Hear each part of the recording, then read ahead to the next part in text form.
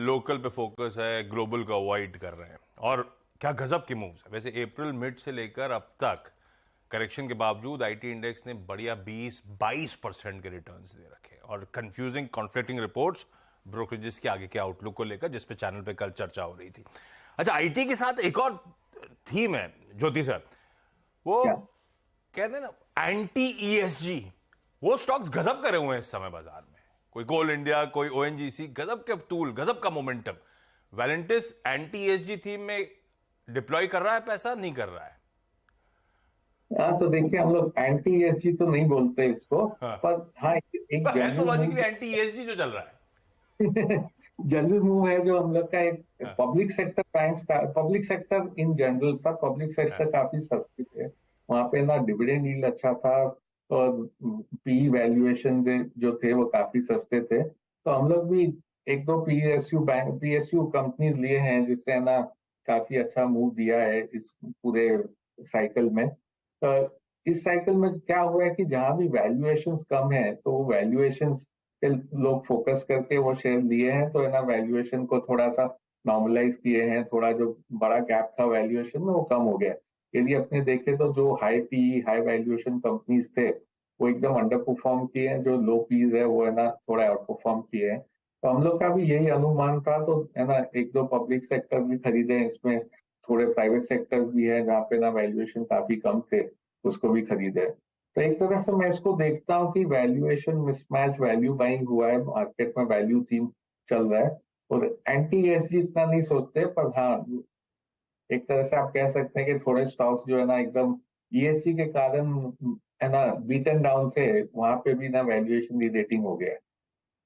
एक और स्पेस जहां पर काफी वैल्यूएशन री रेटिंग हुई है ज्योति जी, वो है होम इम्प्रूवमेंट स्पेस, या फिर मतलब जो एंसिलरी स्टॉक्स जैसे पॉलीकैब वायरिंग में, इस तरीके के stocks, ceramic stocks, pipe stocks, यहां पर काफी शानदार मोमेंटम रहा है। यहां पर क्या अब वैल्यूएशन प्रोहिबिटिव है, या ये थीम अभी भी यहां से आउट परफॉर्म करेगी? सो अनुज जी, ये थीम अच्छा है। हम लोग ने भी इसका जिक्र किया था एक दो बार पहले, क्योंकि इसमें एक चीज है कि जो रॉ मटेरियल प्राइसेस थे, वो पिछले साल काफी बढ़ गए थे। मेटल हो या क्रूड ऑयल है, सब चीज बढ़े हुए थे। गैस है जैसे सेरेमिक के लिए, उसके दाम काफी बढ़ गए थे। तो पिछले साल देखे तो सबके ना जो मार्जिन है, वो 200 से 400 बेसिस पॉइंट कम हो गए थे। तो हम लोग का अनुमान है ये अगले 18 महीना में वो मार्जिन वापस पिछले लेवल पे आ जाएंगे। 200-400 बेसिस पॉइंट जो कम हुए थे, वो वापस बढ़ जाएंगे। तो उस हिसाब से हम लोग ये स्टॉक्स पे काफी पॉजिटिव है।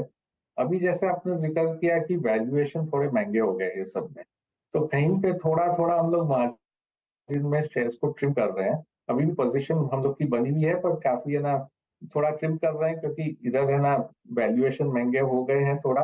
तो थोड़ा डिमांड में नरमी देखने को मिल रही है। यदि सेरेमिक देखे तो डिमांड थोड़ा वीक है, और उस हिसाब से है ना हो सकता है जो मार्जिन नॉर्मलाइजेशन हम लोग बोल रहे थे होएगा, वो 18 महीने के बाद बदले 2 साल हो सकता है। तो कहीं ना कहीं एक दो क्वार्टर खराब है तो वापस लेने का चांस मिल सकता है। अच्छा, मुझे याद पड़ता है ज्योति सर, जब आईटी की काफी दिक्कतें थी, तब आप लोगों ने मेंशन किया था, आपने मेंशन किया था कि उस पॉकेट को अवॉइड कर रहे हैं, आउटलुक हेजी है, समझ में नहीं आ रहा। और अब आप कह रहे हो अगर गिरावट आती नंबर्स के बाद तो आप एक्यूमुलेट करोगे, शायद खरीदारी करने के मौके होंगे। तो फिर इस समय वैलेंटिस एडवाइजर्स बाजार में किन पॉकेट से दूर है? आप लोग अवॉइड क्या कर रहे हो? तो हम लोग आईटी में अभी भी अंडरवेट है। हाँ, दूसरा एरिया जो हम लोग अंडरवेट है अभी भी, वो है ग्लोबल मेटल्स, ग्लोबल कमोडिटीज जो है। और उसके कारण यही है कि चाइना इसका सबसे बड़ा बायर था, चाइना सबसे बड़ा कस्टमर था। और हम लोग का अनुमान है कि चाइना अगले 3-4 साल भी उनका जीडीपी ग्रोथ 5% या उसके नीचे ही रहेगा। तो जो चाइना का डिमांड था वहां से, वो है ना कम ही रहेगा अगले 2-3 साल। उन लोग ने इतने रोड बना दिए, इतने ना हाउसिंग कॉम्प्लेक्स बना दिए, रोड पे कोई जाता नहीं है, हाउसिंग कॉम्प्लेक्स में कोई रहता नहीं है, कि अभी से उनका इन्वेस्टमेंट डिमांड अगले 2-3 साल स्ट्रक्चरली एक तरह से कम हो जाएगा। तो इसलिए वहां पे डिमांड कम हो जाएगा, इसलिए ये स्टॉक्स में ज्यादा तेजी नहीं आएगा। तो वही दूसरा सेक्टर है जो हम लोग अवॉइड कर रहे हैं। और तीसरा सेक्टर जो अवॉइड कर रहे हैं, वो खाली वैल्यूएशन के कारण है। वो कंज्यूमर्स स्टेपल्स के जो है ना एकदम हाई क्वालिटी स्टॉक्स है, वो पिछले 2 साल से हम लोग के पोर्टफोलियो में नहीं है।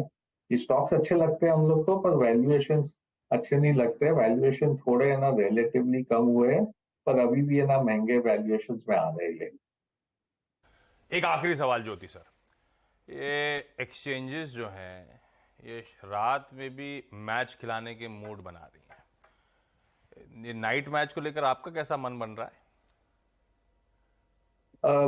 तो देखिए हम लोग तो फ्यूचर ऑप्शन करते नहीं है, तो एक तरह से इतना इम्पैक्ट नहीं होएगा।